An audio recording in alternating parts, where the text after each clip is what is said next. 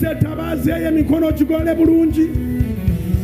Twalayo eddakiika ng'omwebaza abagendedde mwaka omukadde obadde tobasinga buyigirize, tobasinziza butuukirivu, si bugagga bw'obadde obasinza, toyina ky'obadde obasinga ne Mukama toyina kye wamuwa, toyina ekyowahiira Ruhanga waawe.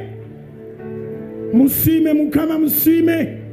Wanika emikono n'ettabaazayo waggulu mugambe weebale. Mugambe ekimpanisiza ettaala eno okugamba nti ndi wano nzize kusiima. Weebale Mukama, weebale olwa mikwano gyaffe, weebale olwa baganda baffe b'oyisiza mu mwaka, weebale olwa bannyinaffe b'oyisiza mu mwaka, weebale olwa bazadde baffe b'oyisiza mu mwaka, weebale olwa basumba baffe b'oyisiza mu mwaka, weebale olwa bakulembeze baffe b'oyisiza mu mwaka, weebale. Wanika bulungi omwebaza, okwebaza kwe kuba kuggulawo. Wanika bulungi etabaaza mwebaze, okwebaza kwe kuba kuggulawo. Okwebaza kwe kuba kuggula oluggi lw'omwaka omupya. Okwebaza kwe kuba kuggula oluggi lw'omwaka omupya.